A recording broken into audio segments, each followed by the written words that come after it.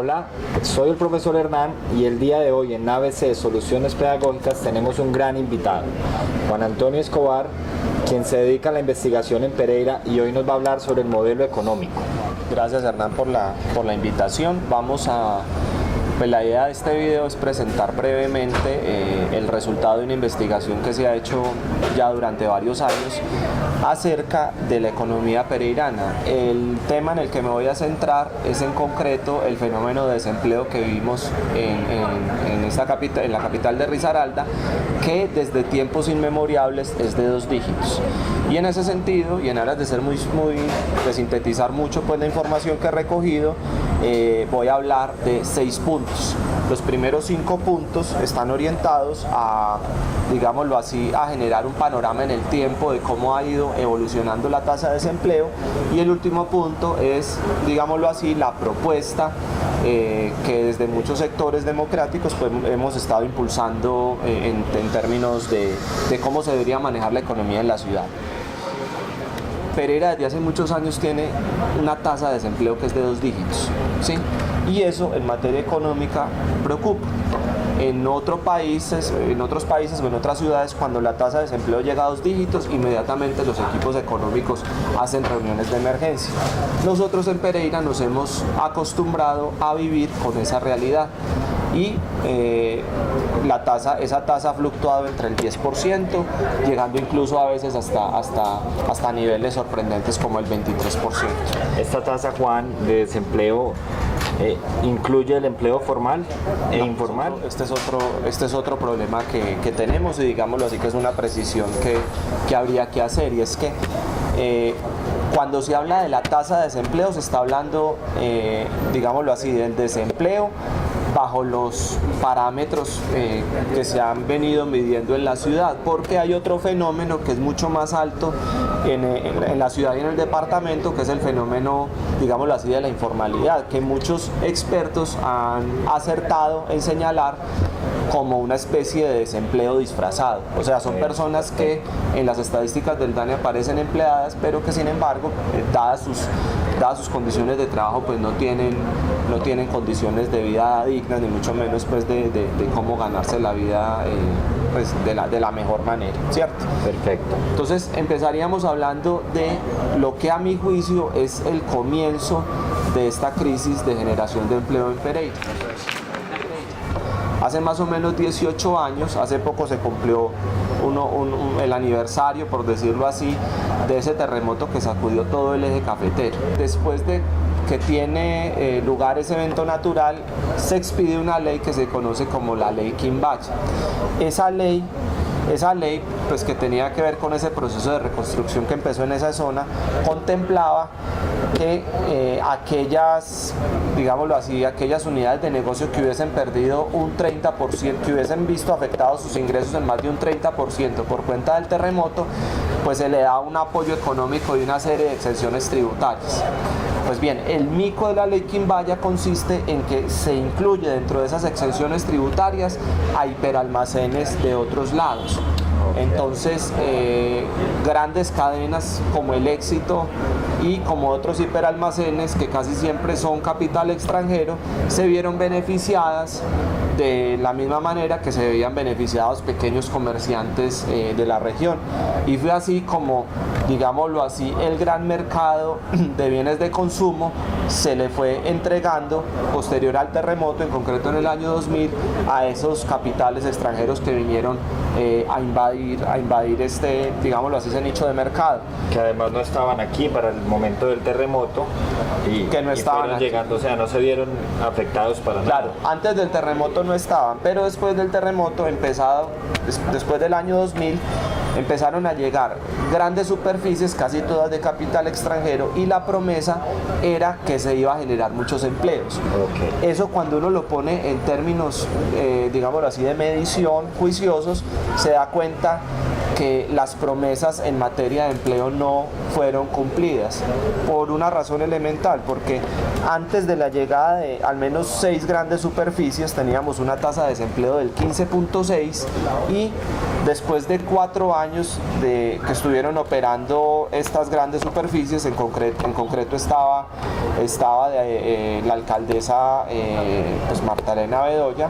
Después del mandato de la alcaldesa, la tasa se mantuvo igual, se mantuvo prácticamente en el 15, como había empezado. Entonces, la llegada de esos hiperalmacenes no generó nuevos empleos y en cambio le puso unas condiciones, digámoslo así, muy severas a los productores locales y se empezaron a implementar prácticas como el pago de mercancía a los 90 días o que fueran los productores quienes asumieran las promociones que estos hiperalmacenes suelen pues poner en sus estanterías.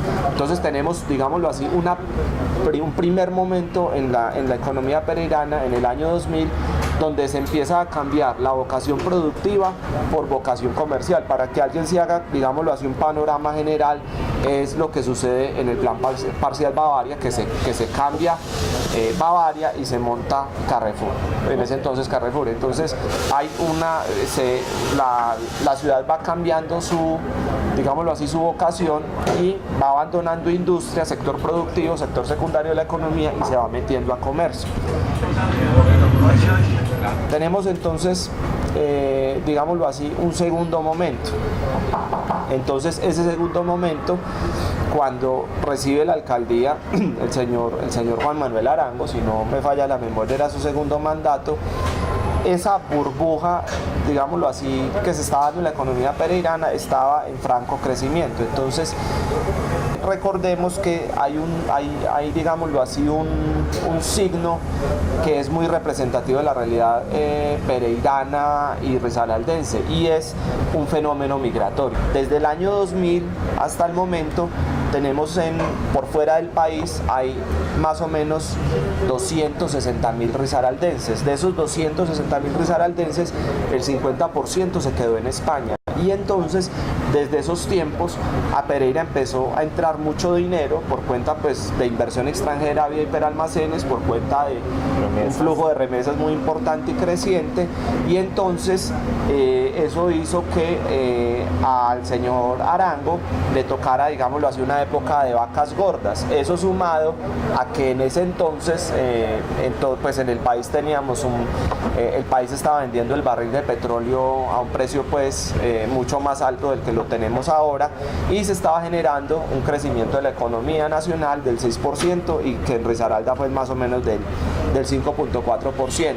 Entonces ese auge le toca a ese mandatario de turno y pasa una cosa en Pereira que es muy relevante, y es que Pereira se empieza a llenar de centros comerciales. ¿Por qué?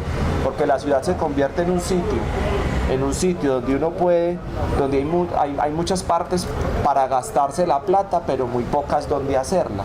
Entonces se fue cambiando ese sector productivo que es intensivo en mano de obra por un sector, por enfatizar en el sector de servicios que casi no produce empleo. Ya diríamos algo más adelante sobre eso. Ese es el segundo momento. Y el tercer momento, tal vez uno de los más críticos, es cuando llega el señor Israel Londoño a la alcaldía y le toca un fenómeno que inicia en el mundo, pues iba impactando, que inicia en Estados Unidos y va impactando a todo el mundo, y es que en concreto durante el 2008 se genera una crisis inmobiliaria en Estados Unidos, y a partir de esa crisis, de la que Estados Unidos todavía no se ha recuperado, se genera un coletazo que es especialmente notorio en el año 2009. Académicos y analistas coinciden en afirmar que el 2009 para la economía pereirana es como una especie de año muy crítico y de ruptura. ¿Por qué razón? Porque una vez esa crisis le da la vuelta al mundo y empieza a impactar la realidad de los españoles y nosotros tenemos el 50% de los migrantes de Risaralda en España, pues inmediatamente, digámoslo así, los españoles empiezan a hacer trabajos que antes no hacían, como limpiar baños, cuidar personas de la tercera edad. Entonces se dan dos fenómenos: primero, disminuye el flujo de remesas, y segundo, mucha gente que estaba allá empieza a devolverse, y cuando la gente empieza a devolverse empieza a haber presión sobre el mercado laboral, o sea, empieza más gente a buscar trabajo, y eso obviamente fue aumentando de nuevo los índices de desempleo, llegando incluso a un máximo histórico de 23%. Pereira tuvo un 23% de desempleo por los años en que estuvo el señor Londoño en la administración. El último periodo, en concreto el periodo del alcalde que le siguió al doctor Londoño, que fue Vázquez, y estos primeros años del alcalde Gallo, pues lo que se ha dado es precisamente que la tasa de desempleo se ha disminuido, ha venido disminuyendo. Ya hoy no tenemos una tasa tan alta del 23 sino del 12, pero se ha disminuido en primer lugar por un alto crecimiento de la informalidad, y en segundo lugar, el alto precio del dólar puede hacer que las remesas rindan más, pero hay un fenómeno muy interesante, y es que casi todos los empleos que se están generando en Pereira, al menos para profesionales, están relacionados con el montaje de call centers. Entonces, cuando uno va generando empleo en sectores como por ejemplo los call centers, el fenómeno que se da es que uno toma a profesionales recién graduados, por ejemplo ingenieros de sistemas de la UTP, que son bilingües, que tienen conocimientos en programación, y los ponen en trabajos de bajo perfil a contestar llamadas, y durante su mejor etapa productiva, pues digámoslo así, que la ciudad subutiliza su mano de obra. Entonces, digámoslo así, que se han venido generando nuevos empleos, pero haciendo mucho énfasis en el sector de servicios y en sectores que no requieren mano de obra especialmente calificada. Y el otro fenómeno que es bien interesante es el modo en que se va a impactar el sector comercial, concretamente el sector de los tenderos. Hace muchos años se fue copando, digámoslo así, el mercado de bienes y servicios de grandes superficies. Básicamente se apoderaron de eso capitales extranjeros, pero había un mercado muy importante en las cuadras de la ciudad que tenía que ver con el mercado de pocos artículos, que básicamente es el mercado de los tenderos, que es muy importante. Pues bien, empezaron a llegar pequeñas cadenas comerciales, como en concreto de uno y especialmente Ara, donde se han empezado a apoderar de ese sector, de ese pequeño sector de bienes de consumo, representado inicialmente por los tenderos. Y hay un fenómeno interesante que vale la pena resaltar, y es que Tiendas Ara no vive de la operación comercial, de vender una salsa de tomate a 100 pesos y venderla a 120, sino que son negocios de especulación financiera. Quiere decir que pueden estar abiertos mucho tiempo sin público, y así todo van a reportar ganancias. Eso les permite manejar precios muy bajos de los que manejan los tenderos, y pues los han ido sacando del mercado.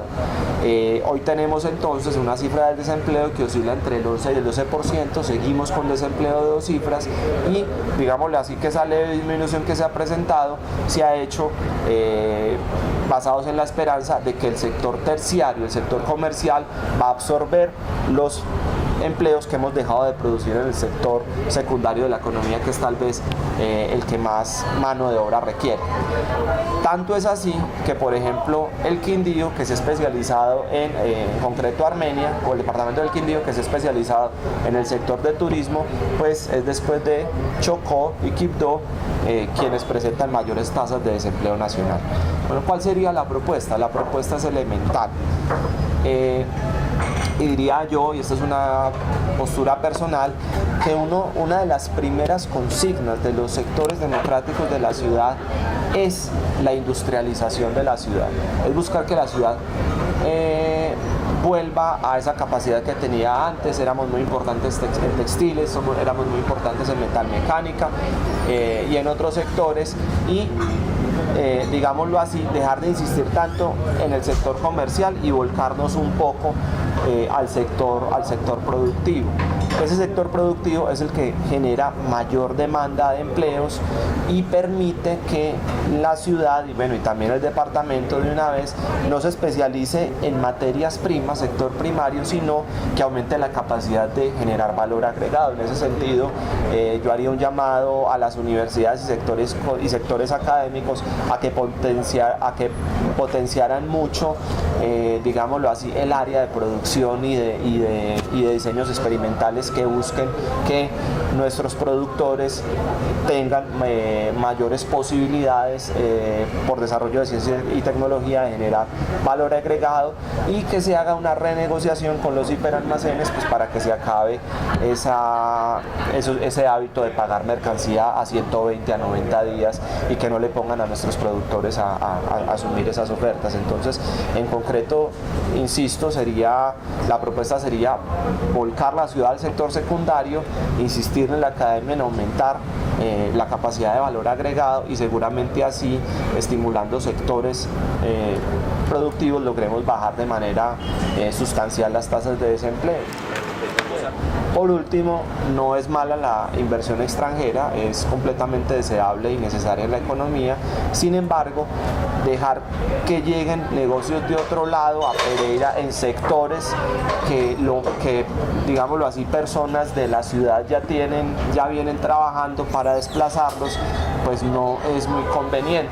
Podríamos pensar más bien en que venga la inversión extranjera, sí, pero por ejemplo en ensambladora de automóviles, en sectores que demanden mano de obra y demanden también a mucho personal calificado. Eso pues en términos generales sería la propuesta. Insistiría y cierro con esto, que hay que volver a esa consigna de que para salvar la economía, para salvar a Pereira, hay que industrializarla y potenciar las capacidades de generar valor agregado. Bueno, Juan Antonio, muchas gracias. Es una contribución muy importante para nuestra ciudad. De nuevo, muchas gracias por ver nuestros videos y nos vemos la próxima semana con nuestro próximo invitado. Hasta pronto.